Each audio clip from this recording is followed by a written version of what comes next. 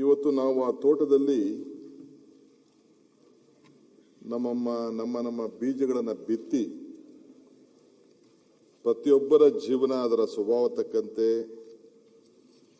ಬೆಳೆಸಿಕೊಂಡು ಕೊನೆಯ ದಿನ ಸಾವಿನ ರೂಪದಲ್ಲಿ ನಾವು ಕರೆದುಕೊಂಡು ಹೋಗ್ತಾ ಇದ್ದೇವೆ. ನನಗೆ ಇವತ್ತು ಬಹಳ ಮನಸ್ಸಿಗೆ ಸಂತೋಷದ ಜೊತೆಯಲ್ಲಿ ಅತಿ ಹೆಚ್ಚು ನೋವು ಕೂಡ ಆಗ್ತಾ ಇದೆ. ಎಲ್ಲ ನನ್ನ ಸ್ನೇಹಿತರಿಗೆಲ್ಲ ಕೂಡ ಅರಿವಿದೆ. ಇವತ್ತು ನನ್ನ ಮಿತ್ರರಾದಂಥ ಸುಧಾಕರ್ ಅವರು ನನ್ನ ಆತ್ಮೀಯ ಗೆಳೆಯರಾಗಿದ್ದರು. ನನ್ನ ವಯಸ್ಸೇ, ಆತನ ಕೊನೆ ಉಸಿರು ಇಷ್ಟು ಜೊತೆಯಲ್ಲಿ ಇಷ್ಟು ಜಲ್ದಿ ಆಗ್ತದೆ ಅಂತೇಳಿ ನೀವು ಯಾರೂ ಬಯಸಿರಲಿಲ್ಲ. ನನ್ನನ್ನು ಈ ಸ್ಥಾನದಲ್ಲಿ ನೋಡಬೇಕು ಅಂತೇಳಿ ಬಹಳ ಆಸೆ ಪಟ್ಟಂತ ಒಬ್ಬ ಆತ್ಮೀಯ.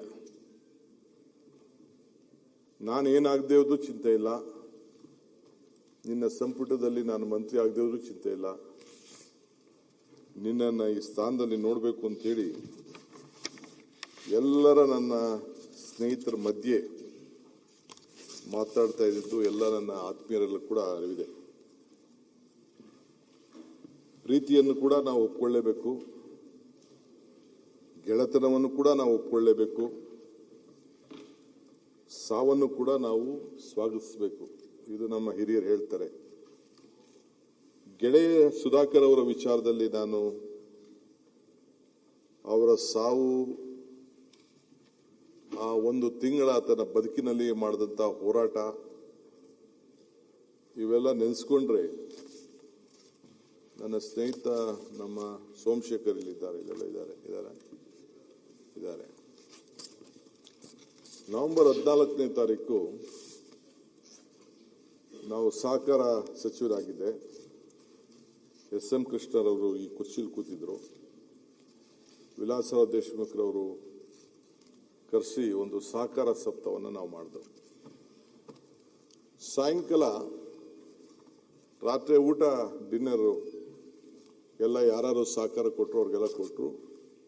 ಆ ಜವಾಬ್ದಾರಿಯನ್ನು ನಮ್ಮ ಸೋಮಶೇಖರ್ಗೆ ಕೊಟ್ಟಿದ್ದೆ.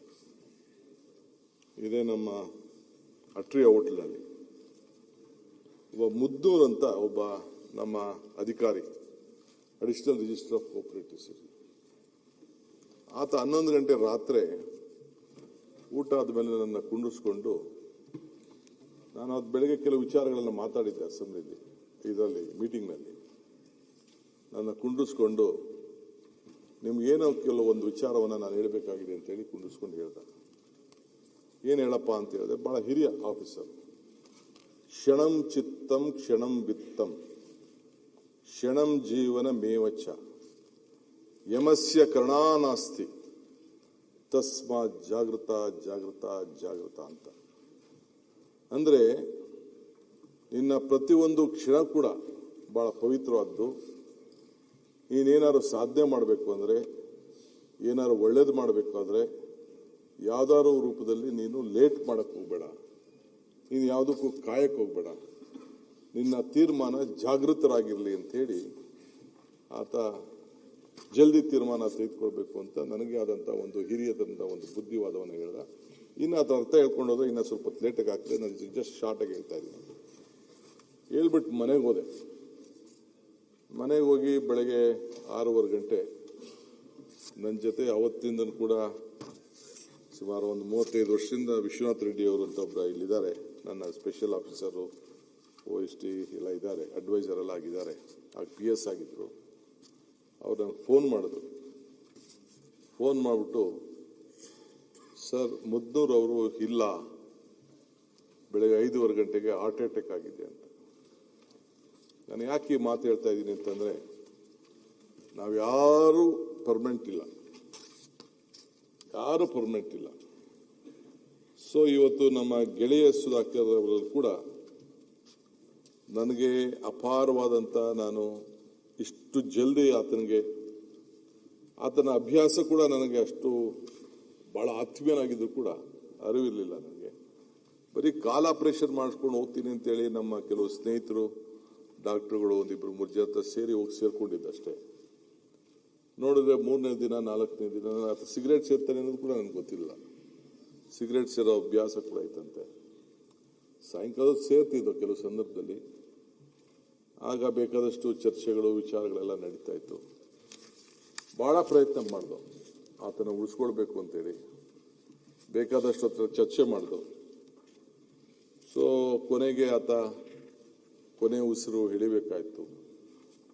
ಸೊ ಸರ್ಕಾರ ಅವ್ರಿಗೆ ಏನು ಗೌರವ ಕೊಡಬೇಕು ಕೊಟ್ಟು, ಅದು ಮುಖ್ಯ ಅಲ್ಲ. ಅದೇ ಸಾವನ್ನ ಬಹಳ ಕಷ್ಟದಿಂದ ಆತ ಒಪ್ಕೊಳ್ಬೇಕಾದಂತ ಒಂದು ಪರಿಸ್ಥಿತಿ ಬಂತು. ಕೃಷ್ಣ ಯಾವಾಗಲೂ ಕೂಡ ಸಾವನ್ನ ಒಪ್ಪಲೇಬೇಕು ಅನ್ನೋದನ್ನ ನಮಗೆ ಮಾರ್ಗದರ್ಶನ ಕೊಟ್ಟಿದ್ದಾರೆ. ಬುದ್ಧರವರು ಸಾವನ್ನ ಉಳ್ಕೊಂಡು ಹೋಗ್ಬೇಕು ನೀವು ಅಂತ ಹೇಳ್ತಾರೆ. ಸಾವಿಲ್ಲದೆ ಮನೆಯೇ ಇಲ್ಲ, ಸಾಸಿವೆ ತೆಗೆದುಕೊಂಡು ಬಾ ಸಾವಿಲ್ಲದೆ ಹೋದ ಮನೆಯಲ್ಲಿ ಅಂತ ಹೇಳಿ ನಮಗೆ ಮಾರ್ಗದರ್ಶನ ಕೊಟ್ಟದ್ದು ಕೂಡ ನಾವೆಲ್ಲ ನೋಡಿದ್ದೇವೆ. ಆದರೆ ಈ ಸಂದರ್ಭದಲ್ಲಿ ಹುಟ್ಟು ನಮ್ಮದು ಅಲ್ಲ, ಸಾವು ನಮ್ಮದಲ್ಲ, ಇದರ ನಡುವೆ ಬದುಕು ಬರುವುದು ಮಾತ್ರ ನಮ್ಮದು ಅನ್ನೋದು ಕೂಡ ನಾವೆಲ್ಲ ಅರ್ಥಕೊಳ್ಬೇಕಾಗಿದೆ. ನಾನು ಗೆಳೆಯ ಸುಧಾಕರ್ ಅವರ ಮರಣದಲ್ಲಿ ಸಾರ್ಥಕತೆಯನ್ನು ಕೂಡ ನಾನು ಕಂಡಿದ್ದೇನೆ. ಅವರೊಬ್ಬ ಸೌಮ್ಯ ಸ್ವಭಾವದ ಹಸನ್ಮುಖದ ಒಬ್ಬ ದೊಡ್ಡ ರಾಜಕಾರಣಿ. ನಾವು ಭಾರತ್ ಜೋಡೋ ಯಾತ್ರೆ ಮಾಡ್ತಿದ್ದೋ, ತಾವು ಕೂಡ ಇದ್ದೀರಿ, ತಾವದೇ ಪಾರ್ಲಿಮೆಂಟ್ ಕ್ಷೇತ್ರದಲ್ಲಿ ಇದ್ದೀರಿ. ಅವತ್ತು ಭೀಕರವಾದಂತಹ ಮಳೆ ನಮ್ಮ ಯಾತ್ರೆಗೆ ದೊಡ್ಡ ಅಡಚಣೆ. ಇಡೀ ತನ್ನ ಸೈನ್ಯವನ್ನ ಕಾರ್ಯಕರ್ತರನ್ನ ಕಟ್ಕೊಂಡು ಆ ಜಿಲ್ಲೆಯಲ್ಲಿ ಎಲ್ಲರೂ ಕೂಡ ವಿಶ್ವಾಸಕ್ಕೆ ತೆಗೆದುಕೊಂಡು ಅವತ್ತು ರಾತ್ರಿಯಲ್ಲಿ ಪಟ್ಟಂತ ಶ್ರಮ ಇಡೀ ನಮ್ಮ ಕಾರ್ಯಕರ್ತರಿಗೆ ಒಂದು ದೊಡ್ಡ ಸಣ್ಣ ಕೋಮು ಜೈನ್ ಸಮುದಾಯ ಅವರ ಚಿಕ್ಕಪ್ಪ ಕೂಡ ಇದ್ರು, ಆತನು ಕೂಡ ರಾಜಕಾರಣ ಇದ್ರು, ರಂಗನಾಥ್ ಅವರ ಕ್ಷೇತ್ರದಲ್ಲಿ ಇವತ್ತು ಪ್ರತಿಷ್ಠಿಸ್ತಾ ಇದ್ರು.